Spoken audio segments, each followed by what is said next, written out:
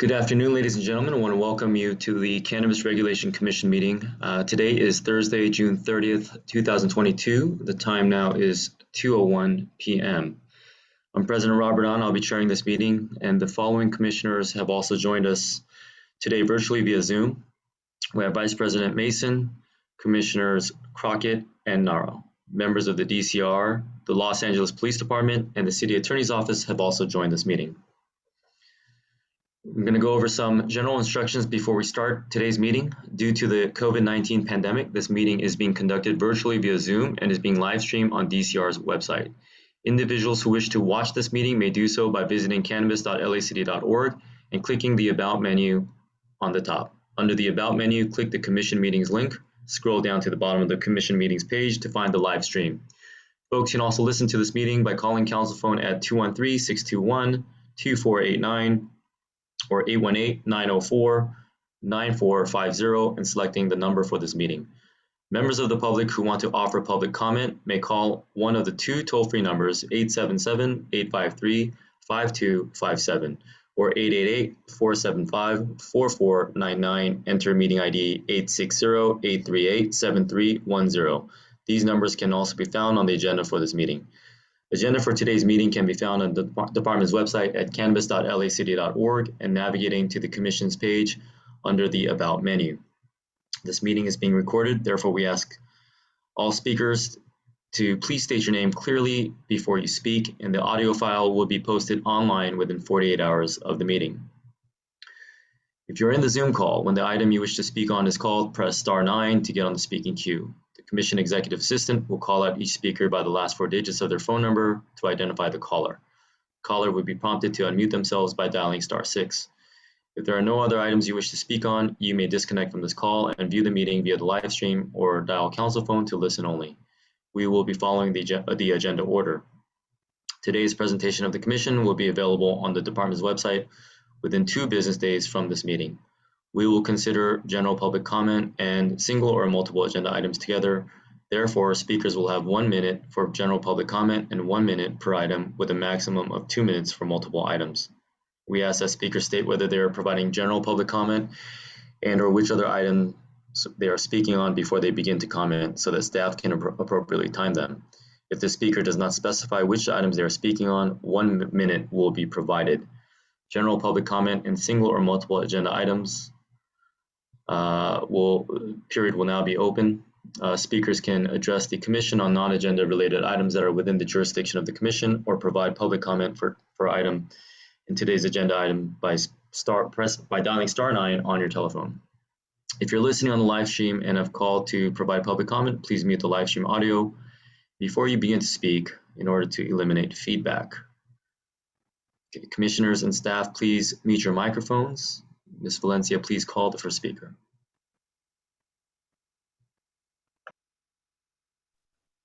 If anyone wishes to provide public comment, please dial star 9.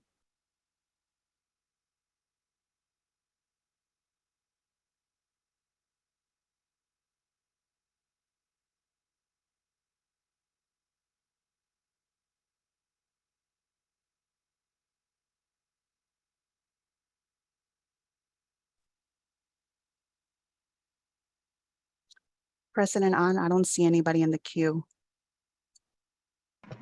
Okay, let's give it another moment before we move on.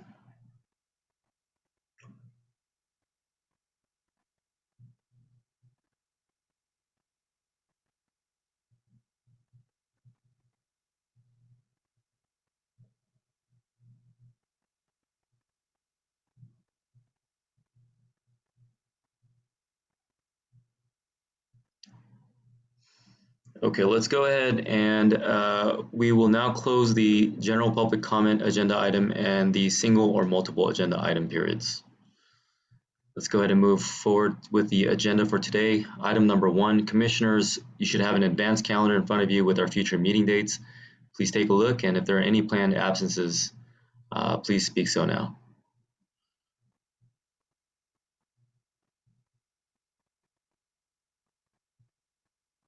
Okay, great. Seeing none, let's go ahead and move on to the approval of the minutes. We were sent the minutes of June 9th, 2022 for review. Do I have a motion to approve those minutes? Hi, Commissioner Nato, I make the motion to approve those minutes. Vice Great. President Mason seconds. Great. We've got a motion from Commissioner Naro, followed by a second from Vice President Mason. Please call the roll.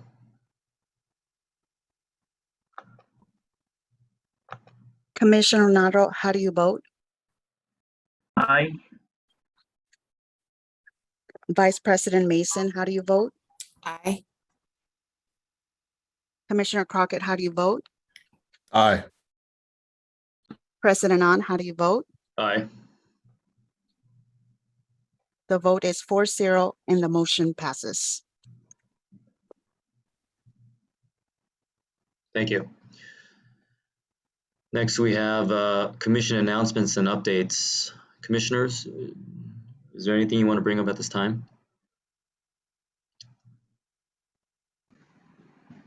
I mean, I think there was, just recording the last 2 meetings, there have been a request for an update. I think it may have to do with LAPD and LAPD enforcement. Yes, and I believe Commissioner Naro, I believe that's on the agenda today. Okay, thanks, sorry. Going to be correct. Okay. Item number 3 is the report from the police department. Commissioner Naro, is there anything else? No, Okay. everything's fine, thank you. Great. All right, let's move on to future agenda requests.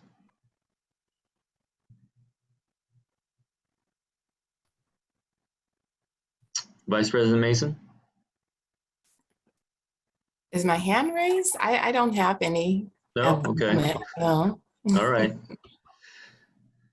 Okay, seeing none, let's go on to item number 2. Item number 2 is the finding to continue teleconference meetings pursuant to AB 361. AB 361 requires that all legislative bodies make findings concerning the state of emergency stemming from the COVID-19 pandemic to continue holding virtual meetings. Do I have a motion to approve and continue teleconference meetings pursuant to AB 361? Motion to approve. We've got a motion from Commissioner Crockett. Do we have a second?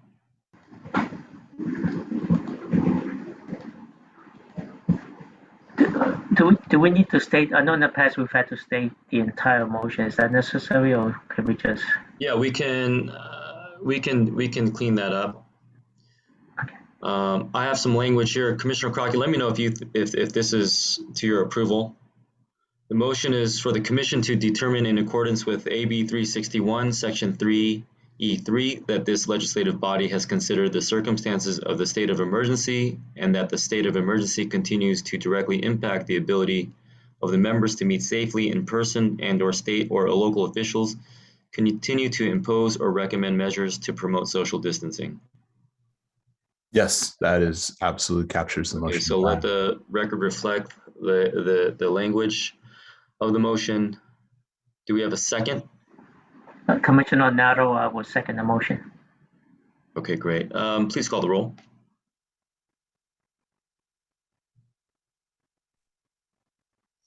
Commissioner Crockett, how do you vote? Aye. Commissioner Nato, how do you vote? Aye. Vice President Mason, how do you vote? Aye. President On, how do you vote? Aye.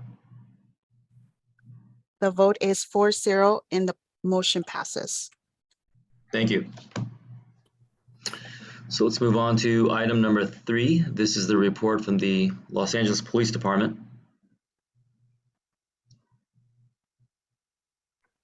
Hey, good evening, everybody, or good afternoon, I should say. This is Detective Boyles, and I'm with my partner, Detective Vito Sisha. We're from the Los Angeles Police Department Cannabis Support Unit, and just want to go over what we do. We're responsible for coordinating enforcement against the illegal and unauthorized commercial cannabis businesses. Our unit is currently staffed with 2 detectives, and we have 1 administrative clerk. What we do is we coordinate. We have 21 narcotic enforcement details across the city. And we coordinate with them with DCR, and we verify if the specific locations are authorized to operate as a cannabis business. What we do in an enforcement capacity is we use a progressive enforcement model. It's been proven effective in shutting down these businesses. However, it is challenging because these operations do have a tendency to pop up as quickly as we shut them down. The narcotic divisions, this is basically our progressive enforcement. They'll start by sending a cease and desist letter to the property owners and the operator of the businesses. If they continue to stay open, our second is a utility disconnect. It'll be conducted along with the Department of Water Power, and the power will be shut off at that location. That works about half the time, sometimes less, because these places will get generators or get their power back on. After that, if they're still operating, we'll have the narcotic units execute a search warrant at the illegal location. And usually this will be in conjunction with the utility disconnect, but it doesn't have to be. What I failed to mention with the utility disconnect, if we go out on our own with the Department of Water and Power, the LAPD, we just stand by to keep the peace and let the Department of Water and Power disconnect the utility. If we do it in conjunction with the search warrant, we do it as a team. And then on those search warrants, we'll also advise the Los Angeles Fire Department and the Los Angeles Department of Building and Safety.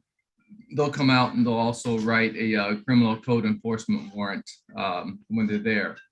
Now that's our third process. If that still doesn't close the location, our next and our biggest step is the padlock and board up procedures. And that'll happen when there's been 2 or more search warrants have been executed. We'll start the process of the padlock and board up. And to date, it's been the most effective tool to keep the problem location closed, especially when we can get that property owner involved in the process. And then I wanted to go over our 2022 year-to-date stats for you guys real fast. So far, and these are strictly on the illegal cannabis businesses we've been enforcing. We've seized $2,485,000 currency seized from these locations, 40,579 pounds of cannabis seized. We've executed 127 search warrants. We've done 20 independent investigations. As far as the cannabis related arrests, we've had 255, 125 of those are felonies and 130 of those are misdemeanors. We've completed 89 of the utility disconnects, 9 padlock and board ups. We've issued 103 cease and desist letters. And as of today's date, throughout the city, there are 107 unlicensed cannabis locations. As far as firearms recovered, we've had 35 handguns, 5 rifles, and 1 shotgun recovered.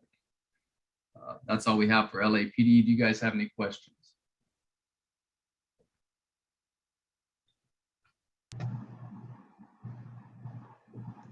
Detective, I do have a question. Unlicensed cannabis locations, 107. Are these are 107 that have been enforced? Where the enforcement action took place?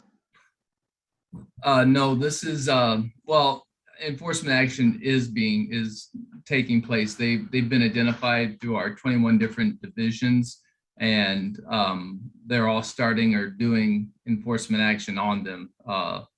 It just depends what enforcement action. I'm sure on the 107, I could say the cease and desist letters have probably gone out, but the enforcement action is different on each one. Because some of these, this number I gave you today, some of them have just been identified recently. Some have been identified for the last few months. So it just depends what stage of investigation we're at. Okay, Sir, and I'm also curious because there are a number of cannabis operations in the vertical supply chain, from cultivation all the way to retail. So I'm wondering if you have a breakdown or just at least a estimate of what they look like per license type. So in other words, are these predominantly retailers, dispensaries, perhaps a percentage of cultivation or manufacturing distribution? If you can give us a sense of that breakdown. Good afternoon. This is Vito, Mike's partner. So the numbers of unlicensed locations that we're giving you are specifically retail locations. These are brick and mortar storefronts. It's too difficult. It's easier for our narcotics enforcement details to identify the unlicensed retail locations because they don't operate in the shadows as much as the other locations do. They hang their green cross, they hang a shingle, cap 20, cap 30, all indications that these are unlicensed locations. Unfortunately, manufacturing, cultivation, distribution, our next biggest problem would be cultivation, but unfortunately, a lot of these locations operate in the shadows, and a majority of the time, locations are discovered are either through citizen complaints, or LAPD or LAFD will respond to a radio call for some type of emergency, whether it be a burglary or a fire, and then our NEDs will be notified that, hey, we answered a radio call here, and there's it looks like it's an active cultivation.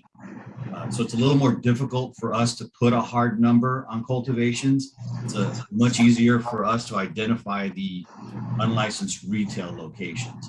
So a majority of the numbers that you're seeing here, as far as our year-to-date enforcement stats, are numbers that resulted from search warrants that were served primarily at retail locations.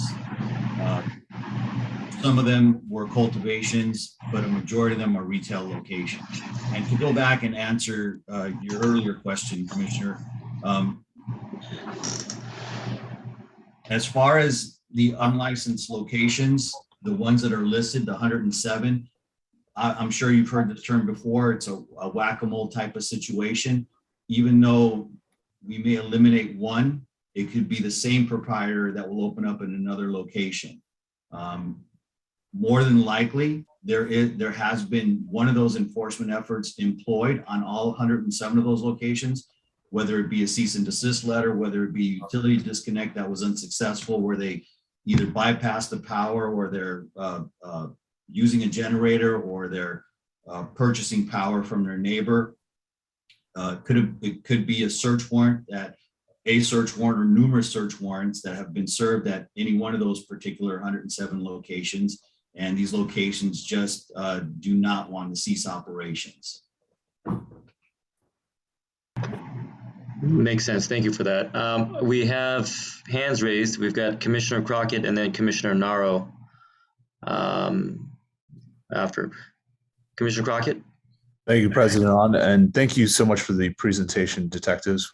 We appreciate your time. I apologize because I'm a bit newer to the commission, so I'm less acquainted with the numbers here. But I'm wondering if you can reflect, if you have any data points on that speak to the trends of the number of unlicensed cannabis locations that we're seeing. Is this a phenomenon that has shifted one way or the other over the past year or so? Are we seeing that there are more? Are we seeing that there are fewer? And then my second question was going to be if you could go into a little bit of detail on the distinction between felony and misdemeanor arrests. Kind of what are the big bucket categories that we're seeing arrests for within each of those two again within felony and misdemeanor?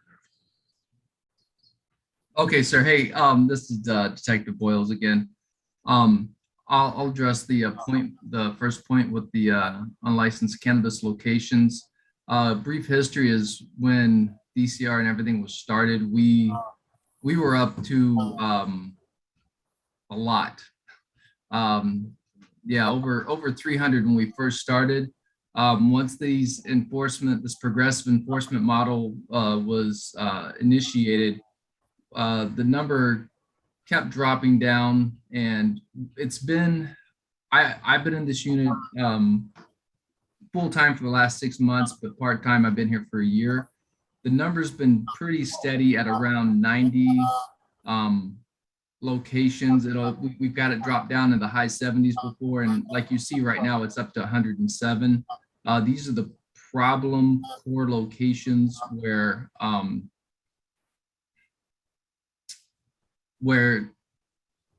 basically my partner says this a lot, where we can't arrest our way out of the problem. We'll do all of our enforcement techniques, but these are the hardcore places that just refuse to shut down. And it's not the same locations throughout the city. This is the entire city of Los Angeles with 21 geographic divisions. So we'll have some of our divisions will drop down 2 or 3, some will gain 2 or 3. And it's just been pretty much a solid number of probably low 90s, high 80s is a pretty consistent number with that. Hopefully I address that. I'll let my partner address the felony and misdemeanor situation. Yeah, and I'm sorry, just to piggyback on what Mike just said, as far as after Proposition 64, the legalization of cannabis and the enforcement of unlicensed cannabis activity no longer became a law enforcement specific issue. And that's why we established through the Deputy Mayor's Office of Public Safety, the task force where we collaboratively work with LAFD, DBS, DWP in order to develop some of these outside the box strategies. Because prior to that, when everything related to cannabis, in this particular situation, even if it were unlicensed activity, anyone engaging in the sales or transportation outside of a license would be arrested for a felony. So at that point, the fines and the criminal punishment would be a lot more significant. In 27 years of law enforcement experience, the majority of that being as a narcotics investigator, I've never come across a situation where we've had to serve sometimes up to 10 search warrants on a specific location where an operator just will not cease operations. And the dynamic behind that is simply because this is a market that allows, is a very lucrative market with very minimal penalties associated with it, whether it be criminal or civil. And if we're going to evolve, I think that's a direction we need to evolve in, where we start looking at a lot higher either civil penalties or criminal punishment associated with these individuals engaging in that activity. Because we can arrest them all day, as you can see by our numbers, and we've been doing this for the last 5 years. In the last 5 years, we've probably served, I'm going to say 2,000 search warrants, not necessarily all on the same locations, but just different locations as they open. But this is going to be cyclical. It's going to be an ongoing situation. And whether it's law enforcement, LAFD, or EBS, it's not a situation that we're going to arrest our way out of. We need to go to the next level. Commissioner Crockett, just circling back on what you were asking about the felonies. So after Proposition 64 was passed, in California, everything related to a cannabis offense was made either a misdemeanor or infraction, with certain exceptions. If an individual was arrested and convicted 3 times on a specific cannabis offense, like manufacturing or cultivation or transportation, and they had 3 convictions, then that 4th arrest could be a felony. If it's anything that damages the water table, environmental, you can arrest that individual for a felony. There's a few other ones also, but for the most part, a majority of what we do, we don't come across those situations. So even though our narcotics enforcement details will arrest those violators for a felony, another one being for maintaining, more or less maintaining a drug house, they'll arrest them for the felony, but the DA's office will not file any felonies. all of the arrests that we make and we book them on a felony, they all get referred to the city attorney's office as a misdemeanor prosecution. So even though we're telling you we've made 125 felony arrests, those 125, even though they were filed with the DA's office, were sent to the city attorney's office for prosecution.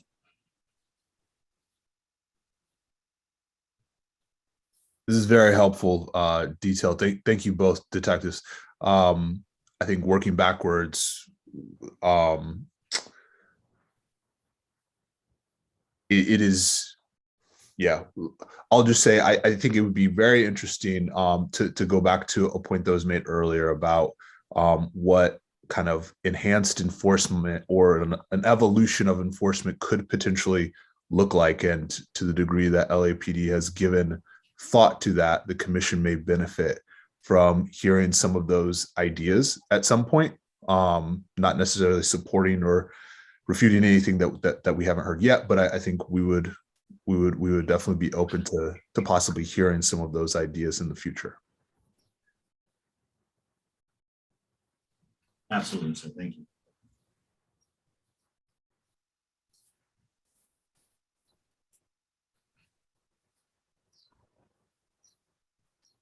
Should I go next? My next person. Yeah, we've got Commissioner Naro, and then I see Vice President Mason, Okay. who will come after you. Okay, so I have a couple of questions. One is, first, thank you very much for this report. It would be great if we can have these periodic engagement with your department, because this is very helpful what we're discussing today. But I have a question on the process, because I'm trying to make sense of these numbers. So is the cease and desist letter, is that the first thing you engage in when you encounter a complaint about a dispensary?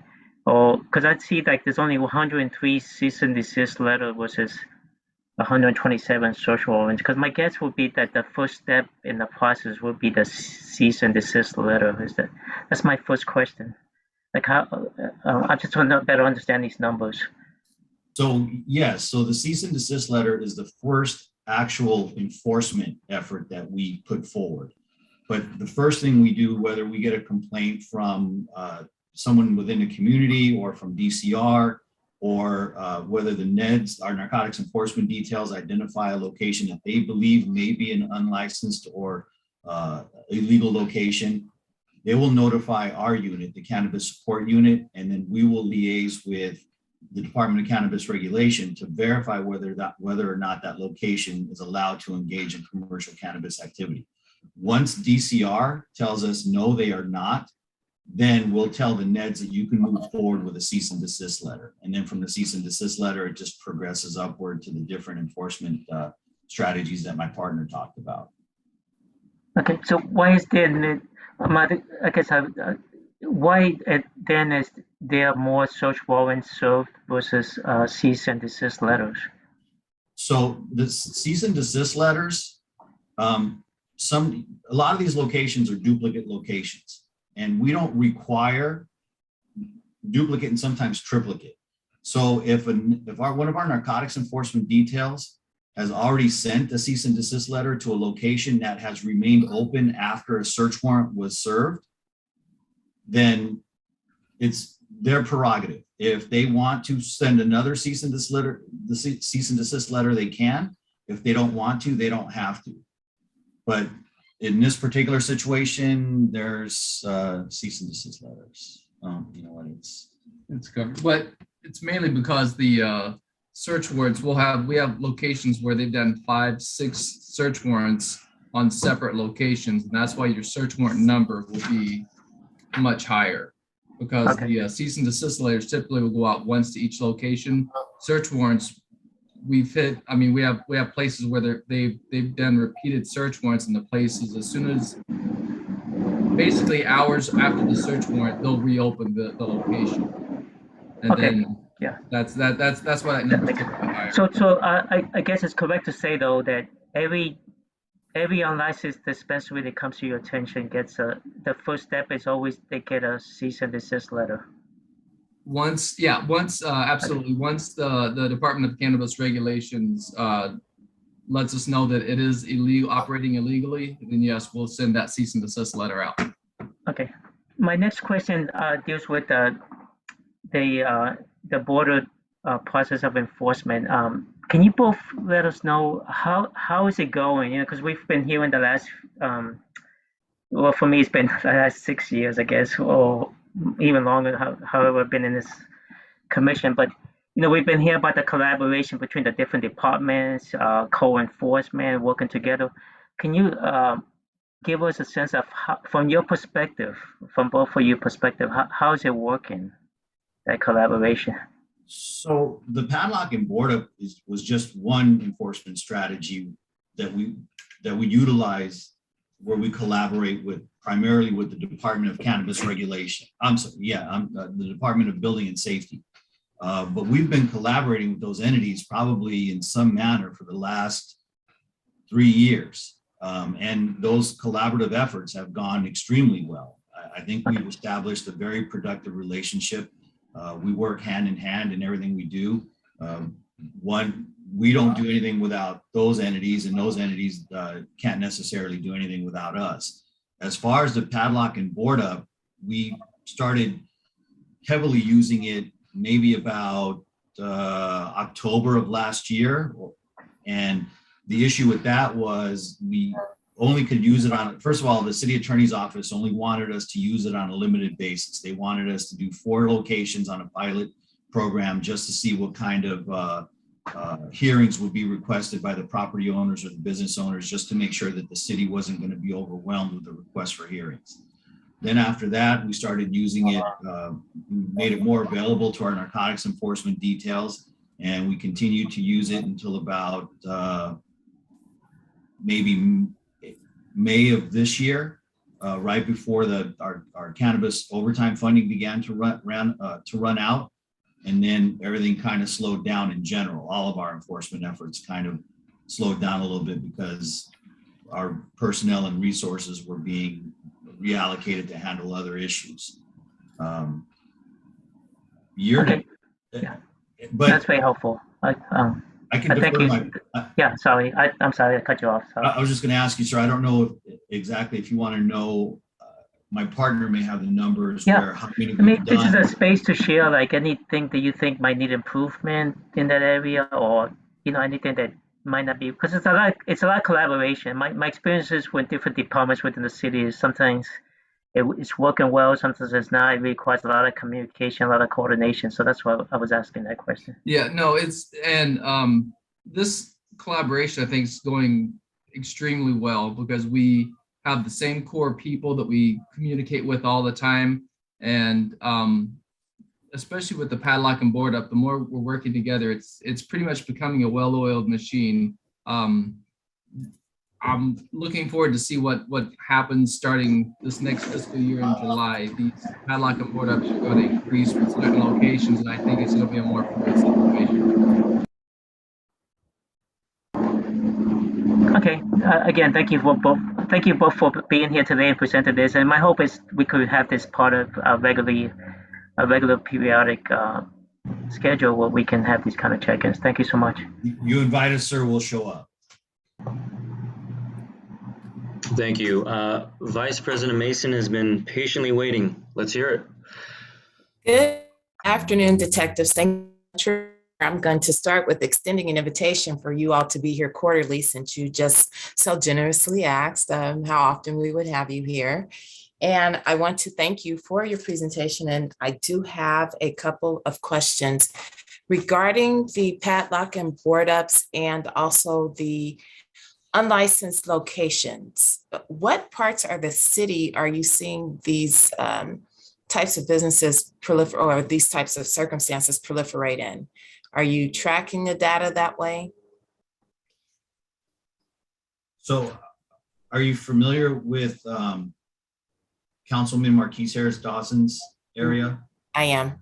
Okay, so that seems to be our largest concentration of unlicensed retail locations.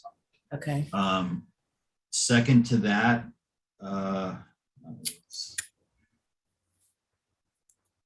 It'd have to be Yeah, honestly, it's Marquise Harris Dawson has the #1. Everybody else is pretty even throughout the city. But you know, you have to understand though, ma'am, that area at one time, I think had over 50 unlicensed retail locations. And even as chief of staff, we regularly speak with Solomon Rivera and coordinate with him. And now those locations are down to about 25. And at one point, I know they were well over 50. So we do have a good working relationship with Councilman Dawson's office. And like I said, we regularly do speak with his chief of staff, Solomon Rivera. Okay. How often are you all in contact with members of the social equity community regarding their enforcement concerns? Never. And the only reason being is because I have no idea how we would even be able to contact those individuals other than through DCR. I don't know if DCR has a conduit where they're regularly communicating with social equity applicants. I'm sure you can connect with Dr. Brown or Jason Killeen on that note to facilitate that. And if not, I can also provide assistance in that area. Yeah, we're always. I think it's important to hear their voices because they are in the community and they are vocalizing their concerns over illegal operations and how it's impacting their operations. So you all need to hear from them on that. And a lot of them do know where some of the operators are. Right. And prior to COVID, we did a lot of, we attended a lot of community meetings, but after COVID, it just kind of fell off. Yeah. Trying to get back to some sort of normal now. And then my last question has to do with your staffing needs. What are your assessments in terms of what you need to augment your staff to improve your performance and how this commission might be able to assist in that regard? So because the cannabis support unit's primary function is to coordinate enforcement efforts between the other partners that we have in the city, DVS, DCR, LAFD, and our 21 geographic NEDs. It's not that difficult for 2 people to handle plus a civilian analyst. But here's the thing, this is Vito, Detective Sita. I'm actually transitioning out. I've been given the responsibility of another unit. So I'm kind of pulling double duty between cannabis and that other unit. And then right now, Mike's in the process of trying to get someone else to come in and assist him with his responsibilities. Once that happens, he should be fine because this unit, since its inception, more or less has been 2 people. And it's always worked pretty well that way. The third person would never hurt, but we know that Mike and I both know that the police department is hurting for personnel, and calls for service obviously is our priority. So, but I appreciate that gesture. Absolutely. Vice President Mason, I have a follow-up question to your question. Are you aware of any enforcement concerns or needs that are unique to the social equity applicants? Or are these general concerns? There are concerns about some certain dispensaries and where they're located and whether or not they're in violation of the distancing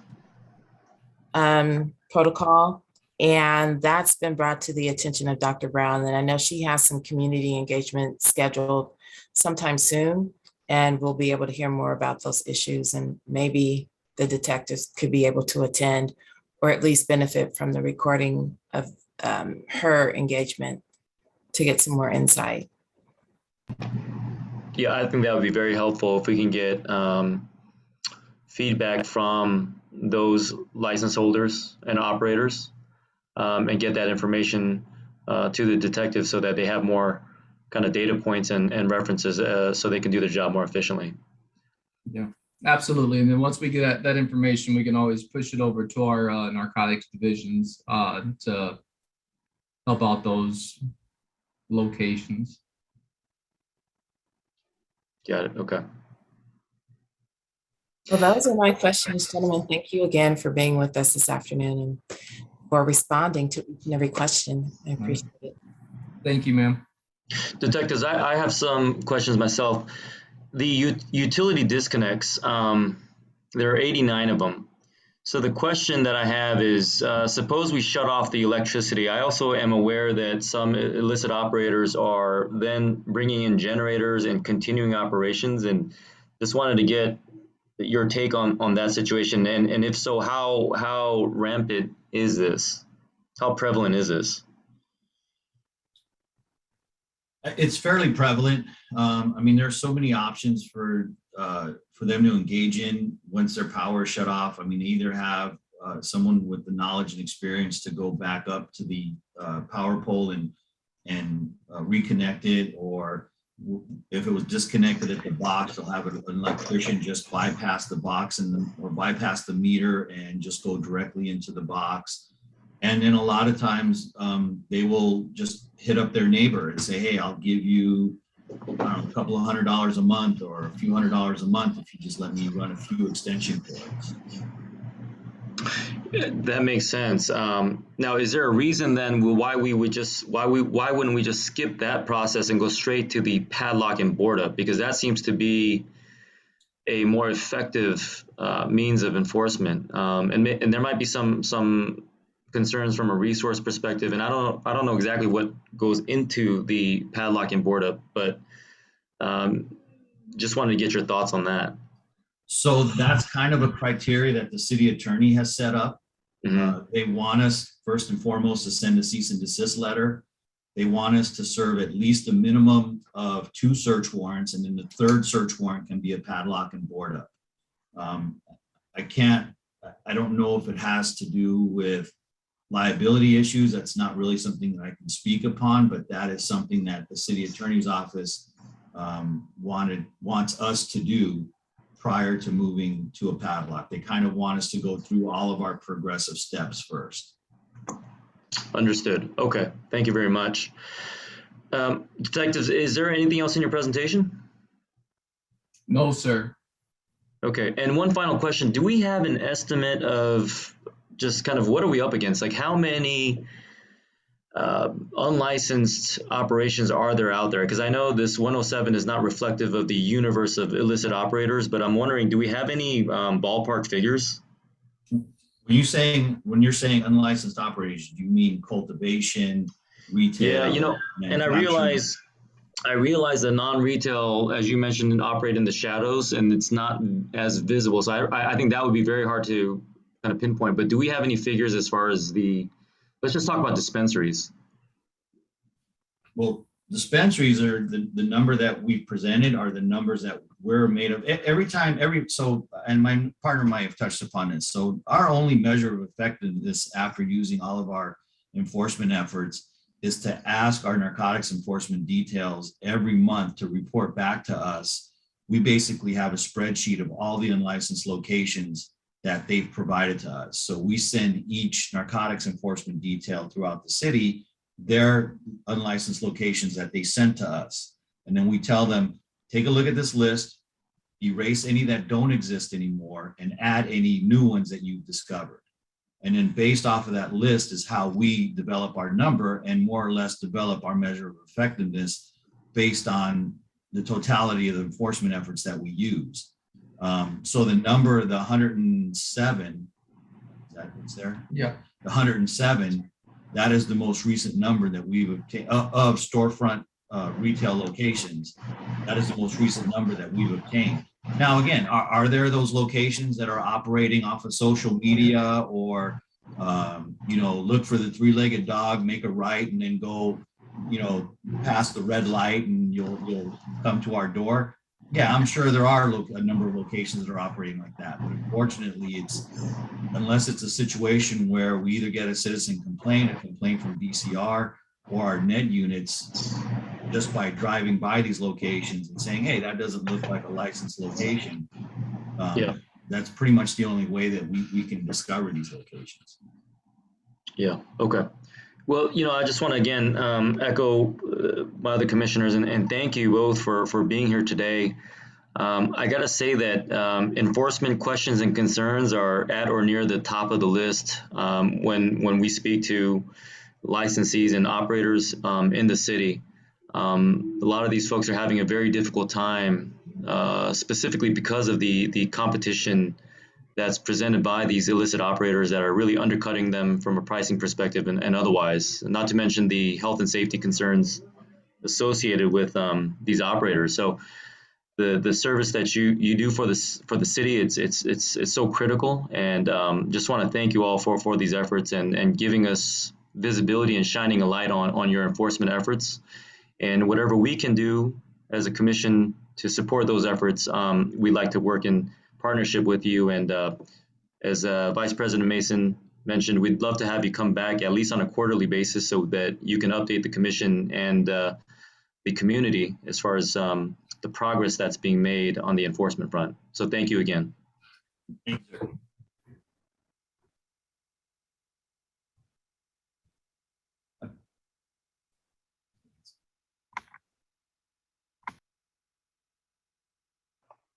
All right, let's move forward to item number 4.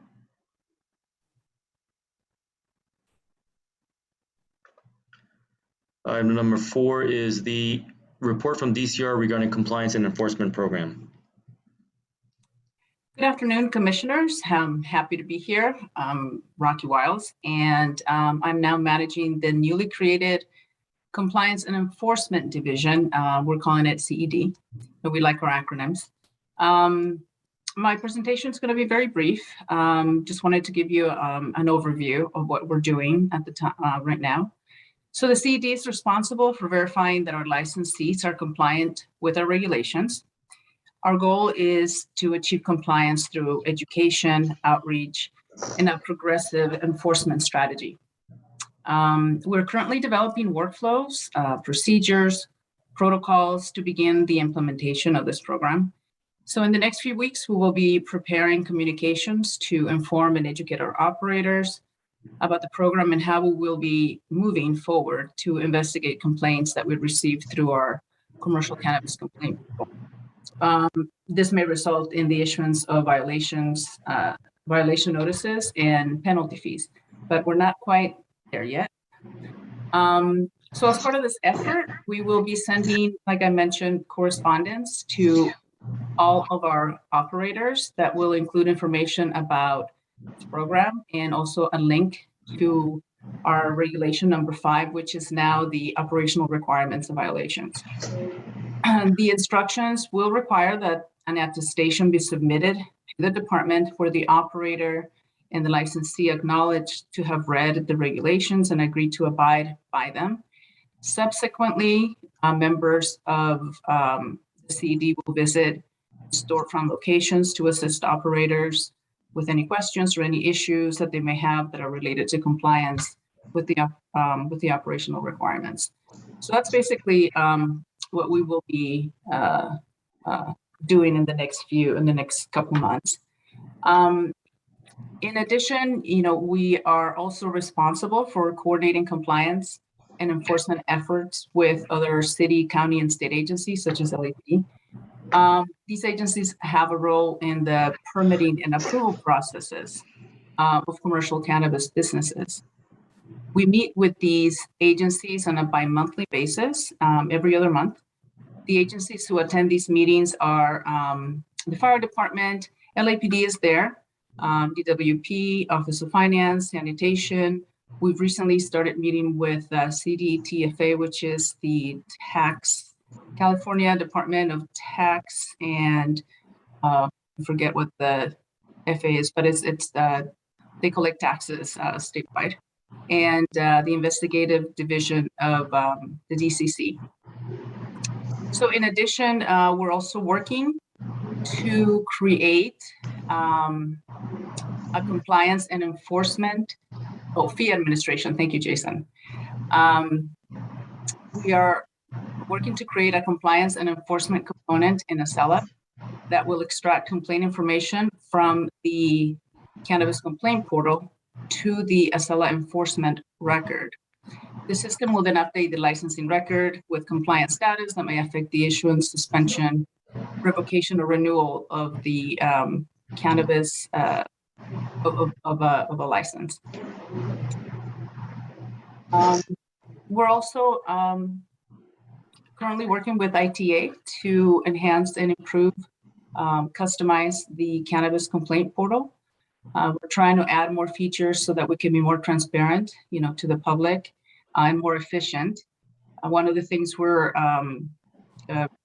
working on is providing the public with access to check on the status of their complaint. So right now, folks come in and submit a complaint, and that's basically the end of that. So we are including features such as, a way to communicate with them as we triage their complaint. So they'll receive, emails about where their complaint is. And then they also have the option to, we'll also have the option to come back to the portal and check on their status. We are also working with them in developing a way to allow agencies to submit, their city, county, and state agencies to have their own sort of, more simple portal, if you will, so that they can submit to us any violation notices that they issue to our licensees. So it's a way of us to, communicate rather than sending emails to DCR licensing or to any one staff in particular. All the agencies will be funneling any complaints, any notices through the complaint portal. So that is another feature that we're working on with the complaint portal.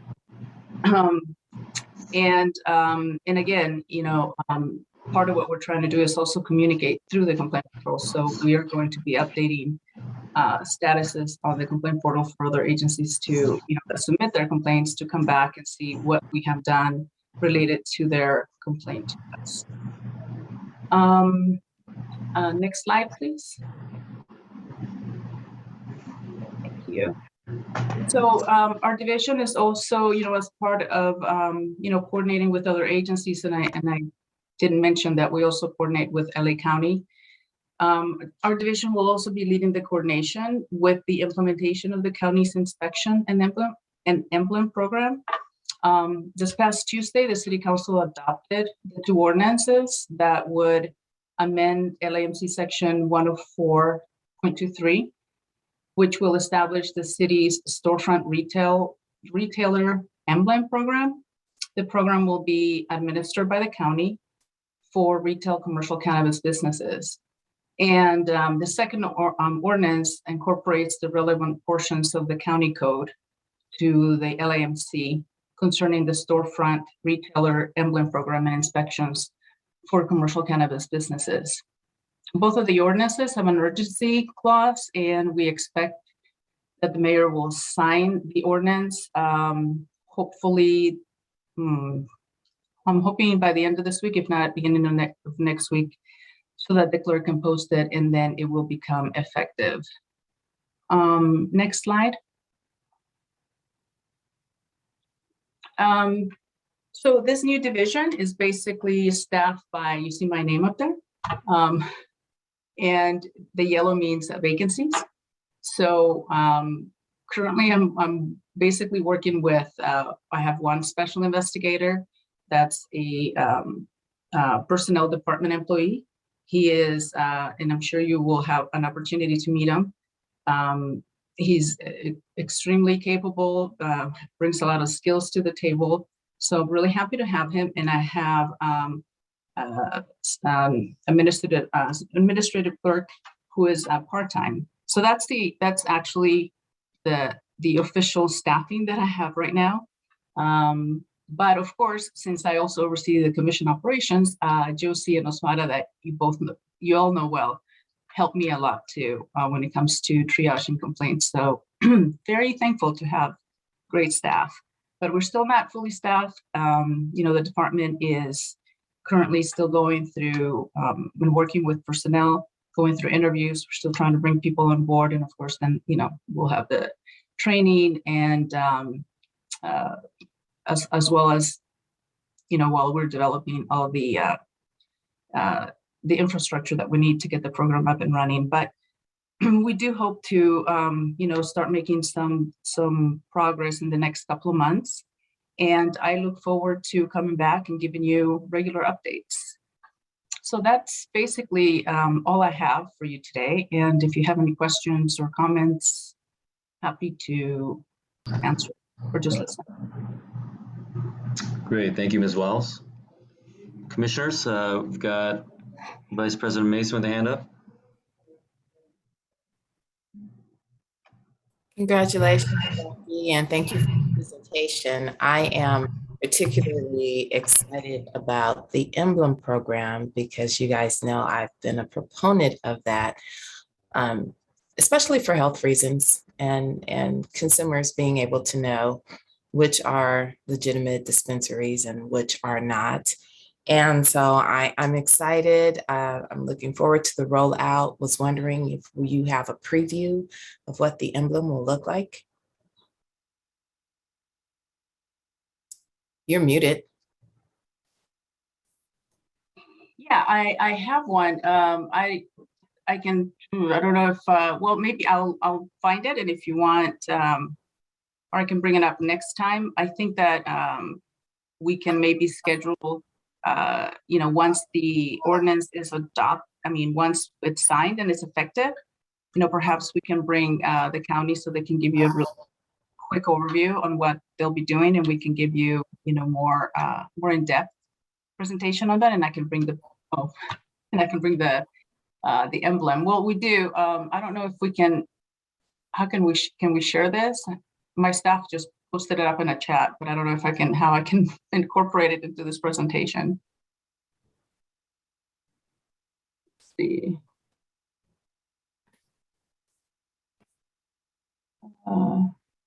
Okay, so it's in the news articles online, yeah.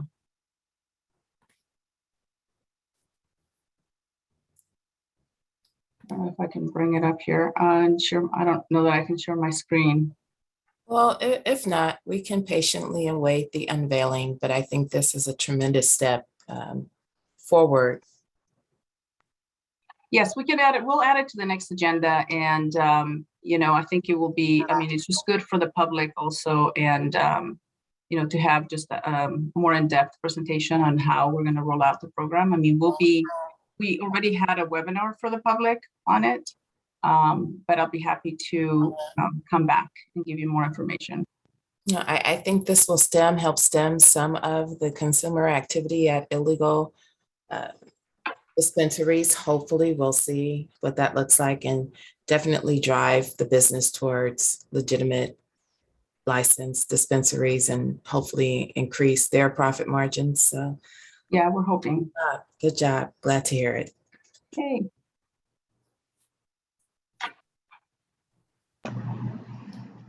Thank you. Anyone else?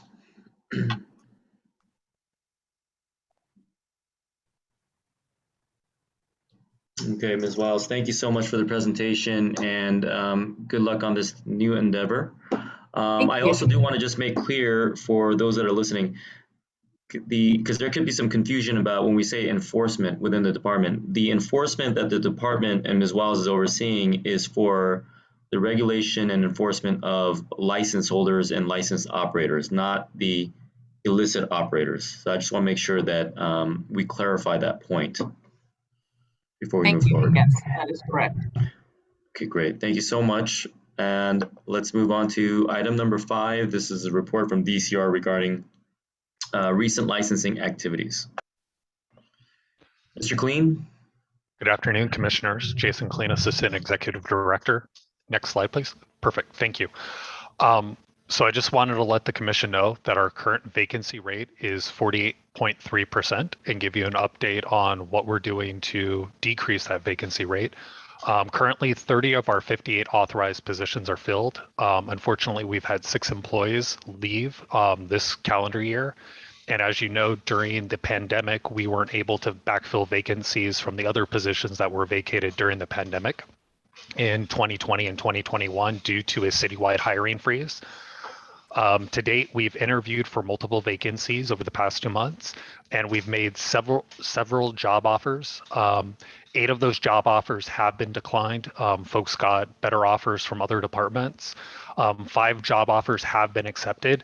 We will be bringing on 2 office trainees, one to serve as an administrative clerk on the licensing team and another to support our accounting section.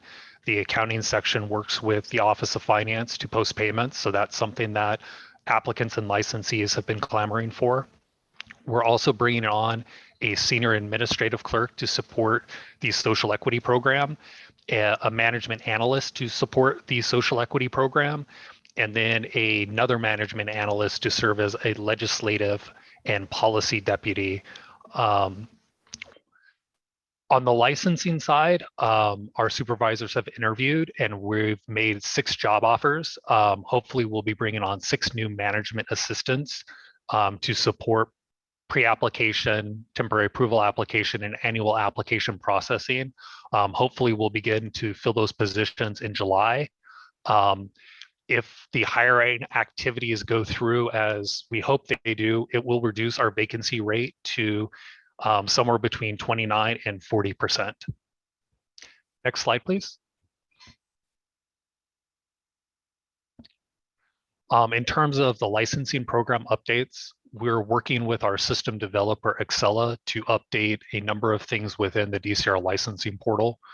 One of the new things that will be rolled out in July is we're creating a legal entity record. That entity type will be for the business entity to house all of their ownership, primary personnel, and business related information. What that will do is that will reduce the amount of information that has to be submitted with every application. And it will give us the opportunity to vet the business entity for participation in the social equity program prior to an application being submitted. So once the legal entity records are up and running, folks will upload all of the organizational related forms to that new entity record. And then any license and application submitted by that entity will be a child of the parent legal entity record. And then we'll be able to view all of the organizational related documents through that legal entity record, and we'll no longer have to review it as part of the application process. That will, one, streamline processing for the temporary approval records as well as the annual application records, but it'll also streamline the modification request process because folks will no longer have to request primary personnel or ownership related changes on every single application record. They'll just have to submit one for the legal entity record. And once it's been processed, those changes will flow to all of the associated records that have either pending applications or licenses issued. With this change, it's also going to allow us to streamline the modification request records. So as this commission knows, the City Council recently adopted an amendment that allows temporary approval applicants to make limited changes to the temporary approval application record within the first 60 days of it being created through the DCR licensing portal. After the 60 days pass, folks are not allowed to modify that record until a license is issued. Since we're creating these legal entity records, things associated with owners and primary personnel, of course, will be transitioned away from the temporary approval applications. And folks will just have to update other contacts such as the neighborhood liaison, if they have consultants, attorneys, or other folks that are assisting them with the application. Those are other contact changes. Of course, one of the things that we may ask people to update during the application process is their business premises diagram. Either because it doesn't comply with our rules and regulations or because the applicant is working with the fire department or the Department of Building and Safety and going through prime check, and those departments may ask them to update their business premises diagram to comply with either the building code or the fire code. As we start to make these changes, we're hopeful that certain changes such as other contact changes, being able to withdraw or cancel activities will just become disclosures that folks won't have to pay additional fees for. And we hope to get that rolled out by the end of August. The other piece, of course, is the temporary approval application record. Once the legal entity record is up and running, folks will have to have a legal entity record on file in order to submit a pre-application review record or a temporary approval application review record. And the number of documents submitted as part of those records will be reduced by 4 or 5 documents, which again will streamline application processing and focus the analyst's attention on the time, place, and manner for the proposed location and the activities that would be conducted at that location, because we've already vetted the entity. And then, of course, in early June, on June 1st, we opened the portal and it allowed folks to start submitting their final project description forms so that we could conduct the environmental review required by CEQA. That is a prerequisite for us to allow the applicant and licensee to move into the annual application process. So hopefully later this year, folks will begin the formal annual application process. And then the department will begin routing recommendations for the issuance of annual licenses to the director and this body. One of the other updates we're working on is creating an e-payment solution. As the commission knows, we've had multiple phases and there's been different requirements and there's different sets of fees. So we're working with the Office of Finance to consolidate all of the various fee tables into a single fee table that will be utilized for all applicants and licensees, regardless of phase.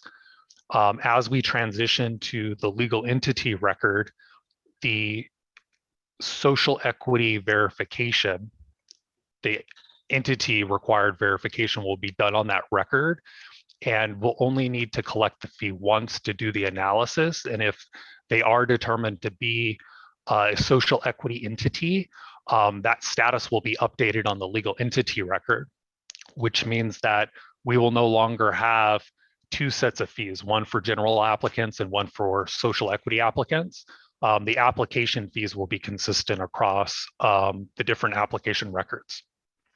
With the e-payment processing, once we have all of the fee tables collapsed, we'll have one set of fee codes that will work for all applicants and licensees, which will enable the Office of Finance and the Excella development team to build 3 different interfaces between the licensing portal and the LA tax system to facilitate the ability for applicants and licensees to pay fees directly through the DCR licensing portal. Of course, once they've established the legal entity record, we will have a corresponding BTRC record on file, that master account, so that our system will be able to talk to their system to facilitate the payments. And that should reduce the time that it takes for us to verify that a payment has been submitted and received and start working on applications on a go-forward basis. And that's something that we hope to get rolled out sometime before the end of the year. And if possible, we will try to get it done during the renewal process. And then the last piece is our geographic information system interface. As you know, we maintain a lot of different data layers. Some of the data layers, such as schools, daycare facilities, and parks, are refreshed on a quarterly basis. Other data, such as where applicants and licensees are for retail storefront activities, are manually updated by the department. Unfortunately, one of the folks that has left this year was the person who was our subject matter expert on maintaining the map, and she was responsible for doing all of the updates. So it is taking us a little bit longer to get those systems and maps updated as statuses on records change. To address that issue, we're working with the Excella team to integrate the licensing portal with ArcGIS, which is our geographic information system software, which is maintained by the Department of City Planning, to create an interface that would allow for the data points that are under DCR's control to be updated and refreshed overnight without staff having to manually go in and make adjustments to the layers that are under DCR's control. Transitioning to the abandonment of applications. As part of the ordinance that holds DCR accountable for different processing timelines, as well as the changes to when modification requests can be submitted, we have started to abandon applications that have not been deemed filed. either due to unpaid fees or missing documents. Prior to abandoning a record, the department and the assigned analysts are giving folks the opportunity to submit the missing documents. But if folks miss the 30-day deadline, it will result in the abandonment of the record. Fortunately, the ordinance did create a process for folks to refile. Refiling can be done through the DCR licensing portal, and it allows the applicant to start over within 1 year of the record being deemed abandoned. It has been helpful to a number of applicants who either didn't have a compliant location or were unable to come to an agreement with partners so that they would be able to remove themselves from the process, go back to the negotiating table, and then re-enter the process when they were ready to move forward. And then the last update is the social equity individual applicant eligibility verification process is currently open. Folks are able to submit their request through Monday, July 25th at 4 p.m. Late requests will not be accepted, and the portal will automatically close the ability for folks to update or submit requests after 4 p.m. on July 25th. To date, approximately 350 social equity individual applicants or prospective social equity individual applicants have submitted eligibility verification requests. DCR does still have fee waivers. So if you are interested in getting verified, please get your verification in so that you can take advantage of those fee waivers. And next slide, please. And this is the end of my update. I'm open for questions if anybody has any. Thank you so much, Mr. Killeen. Commissioners, any questions or comments for Mr. Killeen?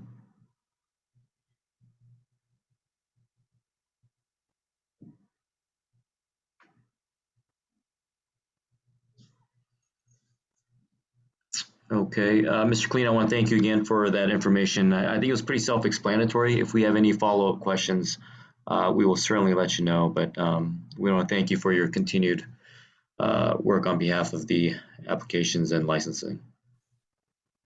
Thank you, Commissioner President. Okay, with that, I'm going to go ahead and close the meeting, and this meeting is adjourned at 3:12 p.m. Thank you, everybody.